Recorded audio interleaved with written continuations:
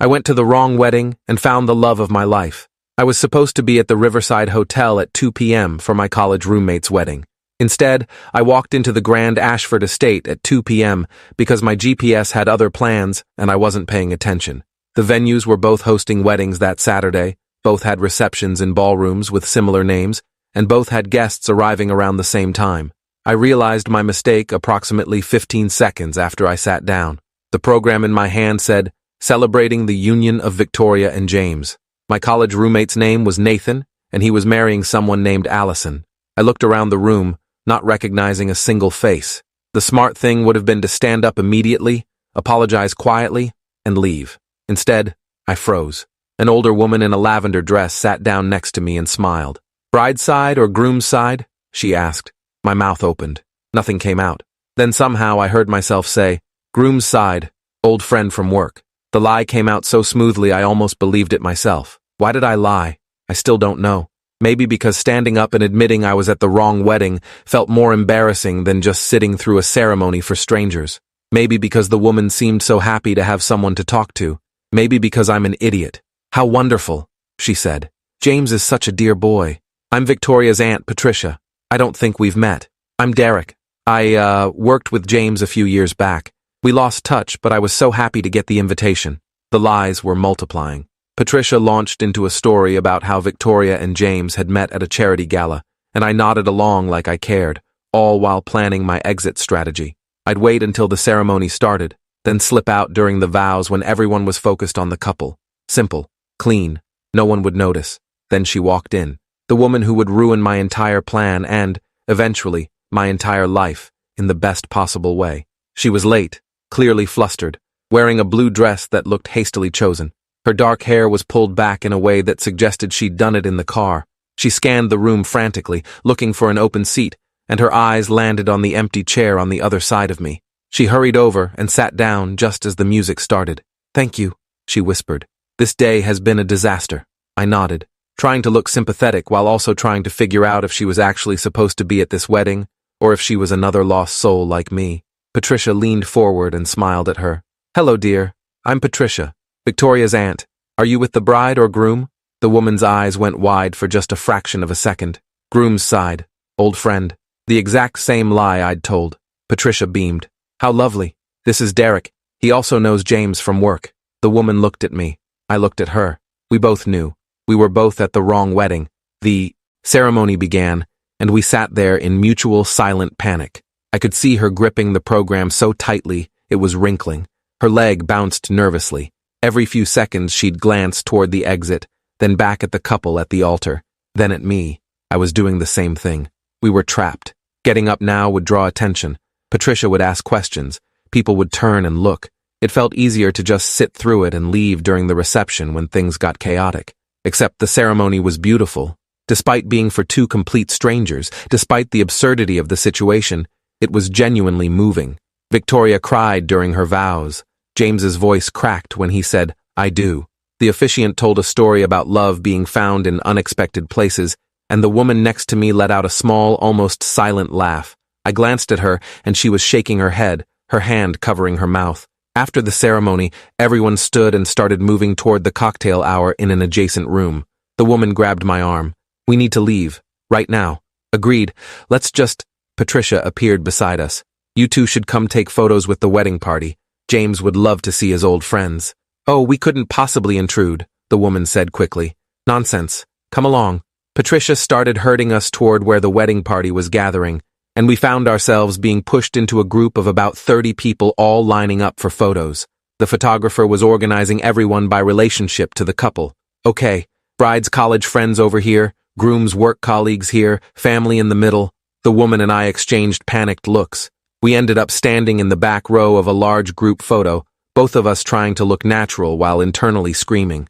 The photographer took several shots, and I knew somewhere in the future, Victoria and James would look at their wedding album and see two complete strangers in their photos. After the photos, we finally managed to slip away from Patricia and meet near the entrance to the cocktail hour. "I'm Natalie," she said, "and I'm supposed to be at a wedding at the Riverside Hotel right now." "Derek, same. My college roommate Nathan is getting married, and I'm apparently at the wrong venue entirely." She laughed, a real laugh that made her eyes crinkle at the corners. How did you end up staying? I saw you were already seated when I got here. I panicked and told Victoria's aunt I was an old friend of the groom. Then I couldn't figure out how to leave without looking insane. I did the exact same thing. I told her the exact same lie. We stood there grinning at each other like idiots. We should definitely leave now, Natalie said. Absolutely. Right now. Neither of us moved. Although, she continued, I'm kind of starving and I saw they're serving appetizers in there. It would be rude to waste food, I agreed. And we're already here. We've already committed to the lie. Exactly. We might as well eat. We walked into the cocktail hour together.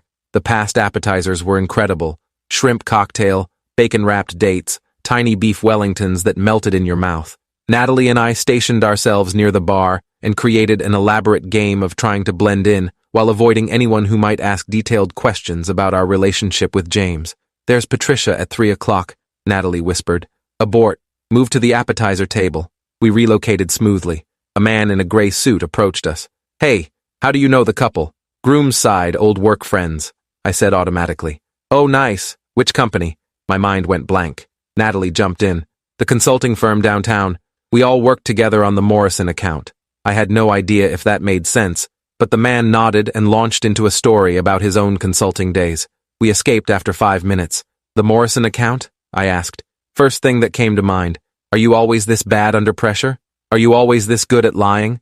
She grinned. Only at strangers' weddings, apparently. We found a corner table and sat down, plates full of appetizers balanced on our laps. Around us, real guests mingled and laughed and celebrated Victoria and James's marriage. We were interlopers, wedding crashers by accident, and somehow it was the most fun I'd had in months. So, why were you late to Nathan's wedding? I asked. Flat tire on the highway. By the time I changed it and got back on the road, I was running 40 minutes behind. I just rushed to the first venue address on my phone without double-checking. She bit into a bacon-wrapped date. You? I blindly followed GPS and didn't look up until I was parked. Then I walked into the first ballroom I saw. I didn't even check the name on the door. We're both idiots. Complete idiots. She laughed again. I was starting to really like the sound of her laugh. A woman with red hair approached our table. I don't think we've met. I'm Claire, Victoria's college roommate. Natalie and I both straightened up. Derek and Natalie. We know James from work. Oh, lovely. Which department? Consulting, Natalie said smoothly. We worked together a few years back. Claire settled into the chair across from us. That's so nice that you came. Are you both staying for the reception? Wouldn't miss it, I heard myself say. Natalie kicked me under the table. What was I doing? Why wasn't I leaving? Claire chatted with us for another 10 minutes about wedding planning and how beautiful the ceremony was. And the entire time Natalie kept shooting me looks that said, we need to get out of here. But I didn't want to leave. Not yet. When Claire finally excused herself to find her husband, Natalie turned to me. Derek, we have to go. This is getting out of control. I know. We're going to get caught. Someone's going to realize we don't actually know James. I know. So why aren't we leaving? I looked at her. Because I'm having more fun at this wedding where I don't know anyone than I would at the wedding where I actually belong. She stared at me for a long moment. Then she smiled. Me too. We stayed for the full reception. Dinner was a plated salmon that was better than anything I'd eaten in months. We were seated at table 23 with other work friends of the groom, and we spent the entire meal making up elaborate stories about our fictional time at the consulting firm. Natalie invented a disaster project where we'd all had to work overnight for a week. I added a story about James spilling coffee on a client during a presentation. The other people at our table contributed their own real stories about James, and we nodded along like we remembered. When the dancing started, we retreated back to our corner table and watched. Victoria and James had their first dance to a song I didn't recognize. Her dress sparkled under the lights. Everyone looked so happy. They seem really in love, Natalie said. Yeah, they do. Do you think they'd be mad if they knew we were here? I thought about it. I think they'd probably laugh, or be very confused. Maybe both. We should get them a gift, to make up for crashing. Absolutely. What do you get people whose wedding you accidentally attended? Maybe a nice apology card. We sat in comfortable silence for a while, watching strangers celebrate.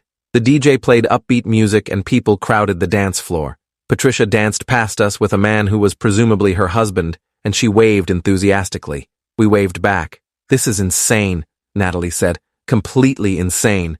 We're going to look back on this and not believe it actually happened. She turned to look at me. Are we terrible people? Probably. But like, in a harmless way. We're harmless, terrible people. Exactly. The DJ slowed things down and played a romantic song. Couples paired off and swayed together. Natalie watched them with an expression I couldn't quite read. "Do you want to dance?" I asked. She looked surprised. "At a stranger's wedding? We've come this far. Might as well commit fully to the insanity." She considered this, then stood up and held out her hand. "Okay, but if we get caught and thrown out, I'm blaming you." "Fair." We walked onto the dance floor and I put my hand on her waist. She rested her hand on my shoulder. We started swaying to the music, surrounded by people celebrating a marriage we had no connection to. "This is the weirdest first date I've ever been on," Natalie said. "Is this a date? I don't know. What else would you call this? A series of increasingly poor decisions?" She laughed and rested her head briefly on my shoulder. We danced through 2 slow songs before returning to our table. By 9 p.m., we'd been at the wrong wedding for 7 hours. I'd missed Nathan's entire wedding, ceremony, and reception. My phone had 6 missed calls from him and a text that said, "Where are you?" I showed Natalie. She checked her own phone and grimaced. "The bride at my wedding sent me a text asking if I'm okay. I feel horrible. We're the worst wedding guests in history. We didn't even go to the right weddings. Should we leave now? Finally?" She looked around the reception, at the fairy lights and the happy couples and the remains of the beautiful disaster we'd created. "Yeah, we probably should." We stood up and started walking toward the exit. We made it to the hallway before Patricia intercepted us one final time. "Leaving so soon? The night is still young. We have an early morning," I said. "Work thing." Patricia pulled both of us into unexpected hugs. "It was so lovely meeting you both. James will be so glad you came. You make such a sweet couple." "Oh, we're not," Natalie started. "Just friends," I finished. Patricia winked like she didn't believe us at all, then headed back into the reception. We escaped to the parking lot and stood under the night sky, both of us slightly dazed. "So," Natalie said. "So," I echoed. "That happened. That definitely happened." We stood there awkwardly. The moment felt significant somehow, like we were supposed to exchange information, or make plans, or acknowledge that this bizarre experience had created some kind of connection between us. But we were still essentially strangers who'd spent 7 hours lying to everyone around us. "I should probably get going," Natalie said. "Try to come up with an excuse for why I missed my friend's wedding entirely." "Yeah, same." Neither of us moved. Then Natalie pulled out her phone. "Can I get your number, in case I need someone to corroborate my story about the flat tire?" I gave her my number. She texted me immediately so I'd have hers. The text said, "Evidence we're both insane." I laughed. "Drive safe, wedding crasher." "You too." I watched her walk to her car, a silver sedan parked 3 rows away. She turned back once and waved. I waved back. Then she drove away, and I stood in the parking lot of the Grand Ashford estate, having just spent 7 hours at a complete stranger's wedding with another complete stranger, and I couldn't stop smiling. I texted Nathan an apology. He called immediately. "Dude, where were you? Everyone was asking about you. I had a flat tire. I'm so sorry. I'll make it up to you. Are you okay? You sound weird." "I'm fine. Just tired." "How was the wedding?" "Amazing. You missed everything.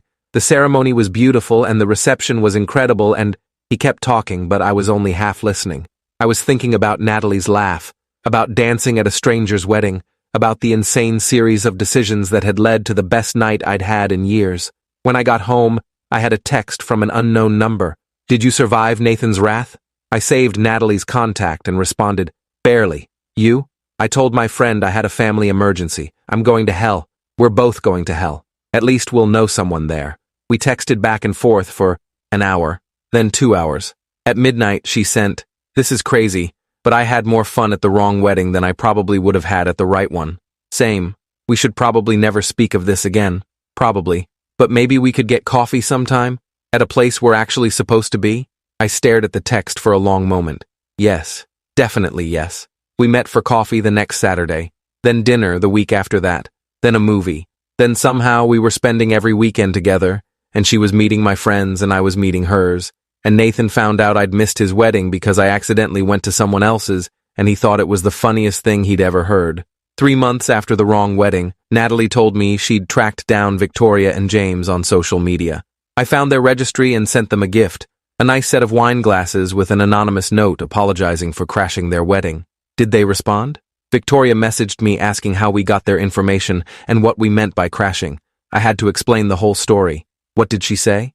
Natalie pulled up the messages and showed me. Victoria had responded, "This is the best wedding crasher story I've ever heard. You're both invited to our first anniversary party. I laughed. Are we going? Obviously. We have to. 6 months after the wrong wedding, Natalie and I were at a restaurant celebrating my birthday when she looked at me across the table with an expression I'd learned to recognize. It was the same look she'd had when we were dancing at Victoria and James's reception. What? I asked. I've been thinking about something. Dangerous. She kicked me gently under the table. I'm being serious. Okay, what have you been thinking about? She took a breath. Do you believe in fate? Like, things happening for a reason? I don't know. Maybe. Why? Because I was supposed to be at a different wedding that day. You were supposed to be at a different wedding. We both made the same mistake at the same time and ended up in the same place. And I don't think that was an accident. I reached across the table and took her hand.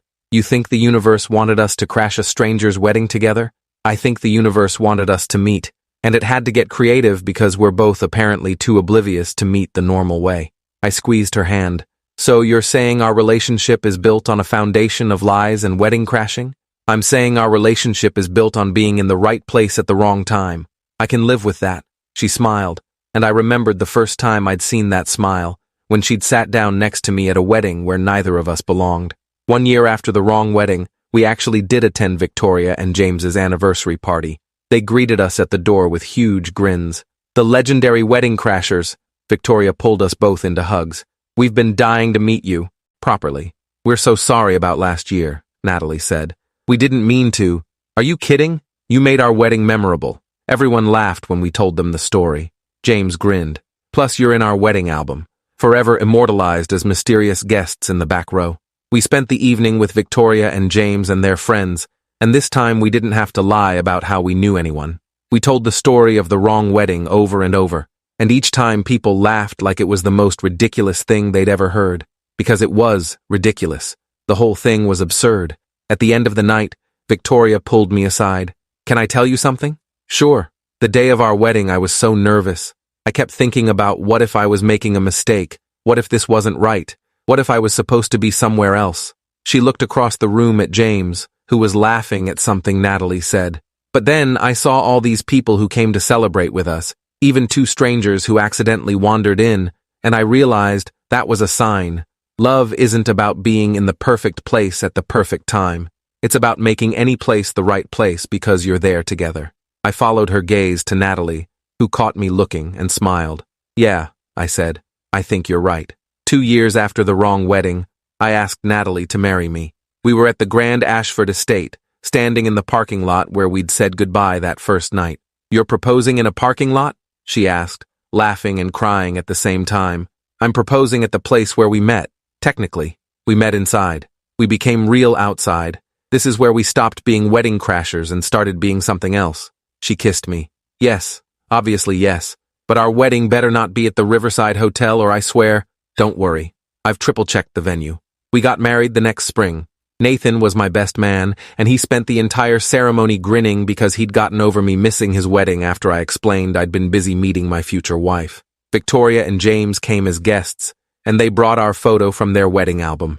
They'd had it framed with a plaque that said, The Beginning. During my vows, I told the story of the wrong wedding. I told everyone how I'd walked into the wrong venue, sat in the wrong seat, and met exactly the right person. I told them about dancing with a stranger at a stranger's wedding, about 7 hours of beautiful chaos, about finding love in the most unexpected place.